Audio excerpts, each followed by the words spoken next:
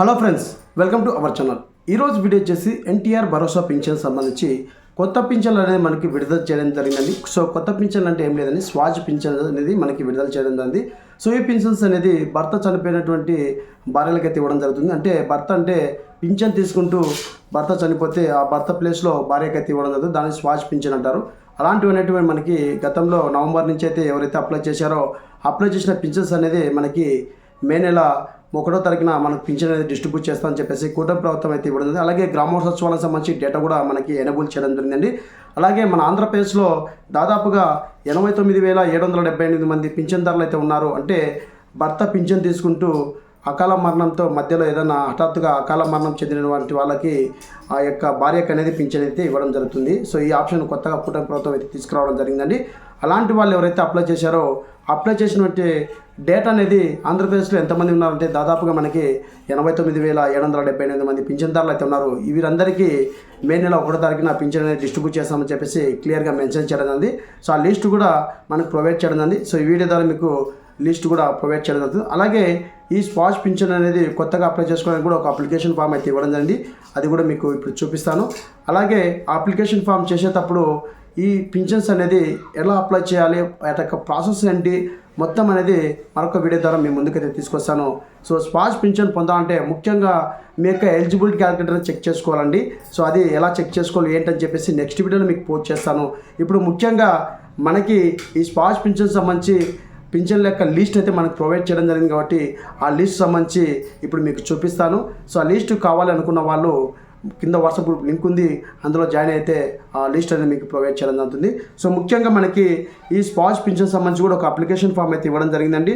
So application form కూడా మీకు త్వరలో వీడియో అయినా చేస్తాను ఎలా చేయాలి. సో కొత్త పింఛన్స్ అప్లై చేసేటప్పుడు అంటే మీకు స్వాజ్ పింఛన్ భర్త పింఛన్ తీసుకుంటూ మధ్యలో చనిపోతే ఆ పింఛన్స్ అనేది మహిళలకు ఇస్తారు, వాళ్ళ యొక్క భార్యకు అనేది ఇస్తారు. ఆ పింఛన్ అనేది ఇప్పుడు కొత్తగా అప్లై చేసుకోవడానికి ఈరోజు మనకి అప్డేట్ చేయడం జరిగింది. సో మనకి ఏప్రిల్ 30 తేదీ లోపల కొత్త పింఛన్లను అప్లై చేసుకుంటే మనకి జూలై నెలలో మనకి పింఛన్ అనేది ఎవరైతే కొత్తగా అప్లై చేసుకున్నారో వాళ్ళకి ఇవ్వడం అయితే జరుగుతుంది. సో ఈ కొత్త పింఛన్ అప్లై చేసుకోవాలంటే కావాల్సిన డాక్యుమెంట్ ఏంటి, అలాగే వాటి యొక్క ప్రాసెస్ ఏ విధంగా ఉంటుంది, అలాగే కొత్త పింఛన్లు చేసుకోవాలంటే ఖచ్చితంగా భర్త డెత్ క్యాప్చర్ చేసి ఉండాలి. సో ఇలాంటివన్నీ మరొక వీడియో మీ ముందుకు తీసుకొస్తా అండి. సో రేపు మార్నింగ్ లోపల ఆ వీడియో కూడా మీకు పోస్ట్ చేస్తాను. సో ప్రధానంగా ఇప్పుడు మనకి లిస్ట్ అయితే ప్రొవైడ్ చేయడం జరిగింది. సో ఆంధ్రప్రదేశ్లో ఉన్నటువంటి స్వాజ్ పింఛన్స్ మహిళదారులు ఎవరైతే ఉన్నారో దాదాపుగా 89,778 మంది అయితే ఉన్నారు. వారి యొక్క పింఛన్స్ మొత్తం డిస్టిక్, అలాగే మండలము, సెక్రటరేట్ కోడ్, అలాగే సెక్రటరేట్ నేము, అలాగే పింఛన్ యొక్క ఐడి అంటే పింఛన్ తీసుకుంటూ భర్త చనిపోయినారో వారి యొక్క ఐడి, అలాగే ఆధార్ నెంబరు, ఎవరికైతే పింఛన్ ఎలిజిబుల్ అయి ఉంటుందో వారి యొక్క ఆధార్ నెంబర్లు మొత్తం మనకి రావడం జరిగింది. సో ఇక్కడ మీకు డేటా అనేది చూపిస్తాను చూడండి. సో ప్రతి ఒక్క సచివాలయం సంబంధించి ఎవరైతే అప్లై చేస్తారో వారి యొక్క డేటా మొత్తం మనకి రావడం జరిగింది. సో దాదాపుగా ఇక్కడ చూడండి మనకి అన్ని డిస్టిక్లు అయితే అల్లూరు సీతారామరాజు సంబంధించి చాలా మంది అయితే అప్లై చేయడం అయితే జరిగిందండి. సో మనకి ఇక్కడ డేటా మొత్తం ఇవ్వడం జరిగింది, మీకు చూపిస్తాను. అలాగే దాదాపుగా మనకి 89,778 మంది ఉన్నారని చెప్పేసి అన్నాను కదా, మీకు లాస్ట్లో చూపిస్తాను అండి. సో నేను ఇక్కడ లాస్ట్ మీకు తీసుకొచ్చి చూపిస్తాను. సో చూడండి మనకి దాదాపుగా 89,778 మంది పింఛన్దారులు అయితే ఉన్నారు. అన్ని డిస్ట్రిక్ట్లకు సంబంధించి ఎవరైతే అప్లై చేశారో వాళ్ళ డేటా మొత్తం ఇవ్వడం జరిగింది. ఈ డేటా కావాలనుకున్న వాళ్ళు వెంటనే నాతో కాంటాక్ట్ అవ్వండి, మీకు ఇవ్వడం అయితే జరిగింది. లేకుంటే మీ గ్రామ సచివాలయంలో ఉన్నటువంటి వెల్ఫేర్ అసిస్టెంట్ కన్సల్ట్ అయితే కన్నా అక్కడ మీకు పింఛన్ వచ్చిందా లేదా కూడా చెక్ చేయడం అయితే జరుగుతుంది. సో ఖచ్చితంగా ఇలాంటి ఈ పింఛన్దారులకు ఎవరైతే ఉన్నారో మే 1వ తారీఖున డిస్ట్రిబ్యూట్ చేస్తామని చెప్పేసి అన్నారు. అలాగే ఇక్కడ మీరు ఈ స్వాజ్ పింఛన్ అనేది అప్లై చేసేటప్పుడు ముఖ్యంగా గమనించాల్సిన విషయం ఏంటంటే ఎలిజిబిలిటీ క్యాలిక్యులేటర్ అండి. అంటే 6 స్టెప్ వాల్యుయేషన్ అది ఉంటేనే, అది మీకు సాటిస్ఫైడ్ ఉంటేనే చేసుకోవడానికి అవకాశం ఉంటుంది. ఈ కొత్త పింఛన్లు ఎవరైతే పింఛన్ పొందుతూ ఈ మధ్యకాలంలో ఎవరైనా చనిపోయి ఉంటే అలాంటి వాళ్ళకు కూడా అవకాశం ఉంది అప్లై చేసుకోవడానికి. అప్లై చేసుకున్న వెంటనే జూలై నెలలో పింఛన్ ఇస్తామని చెప్పేసి కూటమి ప్రభుత్వం అయితే ఇవ్వడింది. ఈ అప్లై ప్రాసెస్ ఏ విధంగా ఉంటుంది, అప్లికేషన్ ప్రాసెస్ ఏ విధంగా ఫిల్అప్ చేయాలి అని మొత్తం మీకు నెక్స్ట్ వీడియోలో పోస్ట్ చేస్తా అండి. ప్రధానంగా మనకి ఈ పింఛన్ సంబంధించి లిస్ట్ అనేది ప్రొవైడ్ చేయడం జరిగింది.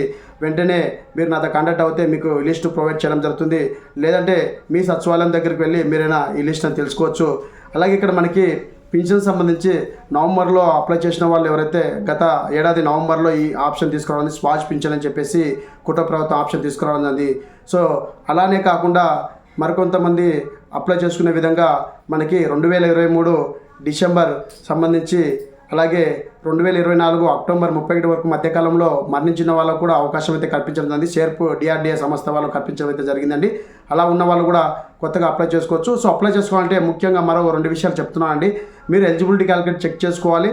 అలాగే ఎవరైతే పింఛన్ తీసుకుంటూ చనిపోయింటారు కదా, వాళ్ళని మీ గ్రామ సచివాలయంలో ఉన్నటువంటి వెల్ఫేర్ అసిస్టెంట్ అనేది డెత్ క్యాప్చర్ చేయాలి. డెత్ క్యాప్చర్ చేయకపోతే కినా మీకు పింఛన్ అప్లై చేసినా కూడా పేర్లు కనిపించవు, చేయడానికి కూడా అవకాశం లేదు. అలాగే ఇక్కడ ముఖ్యంగా హౌస్ హోల్డ్ డేటా తీసుకోవడం జరుగుతుంది. సో వీటి యొక్క సమస్య, వీటి యొక్క ప్రాసెస్ ఏ విధంగా ఉంటుందని చెప్పేసి నెక్స్ట్ వీడియో మీకు పోస్ట్ చేస్తాను అండి. ఇదండి మన యొక్క ఎన్టీఆర్ భరోసా పింఛన్ సంబంధించి స్వాజ్ పింఛన్స్ ఎవరైతే గతంలో అప్లై చేశారో, అంటే నవంబర్ నుంచి కానీ అలాగే మనకి డిసెంబర్ సంబంధించి 2023 నుంచి కానీ అలాగే 2024 వరకు అక్టోబర్ 30 లోపల అప్లై చేసుకోవడానికి కూడా అవకాశం అయితే కలదు. అలా ఆ మధ్యకాలంలో మరణించిన వాళ్ళకు కూడా అప్లై చేసుకోవడానికి అవకాశం ఇవ్వబడింది. ముఖ్యంగా పింఛన్ భర్త చనిపోతే ఆ చనిపోయినటువంటి భర్త యొక్క పింఛను భార్యకు మాత్రమే ఇవ్వడం జరుగుతుంది. లేకుంటే పింఛన్ పొందకుండా భర్త చనిపోయి విడో పింఛన్ అప్లై చేసుకోవడానికి అయితే అవకాశం లేదు.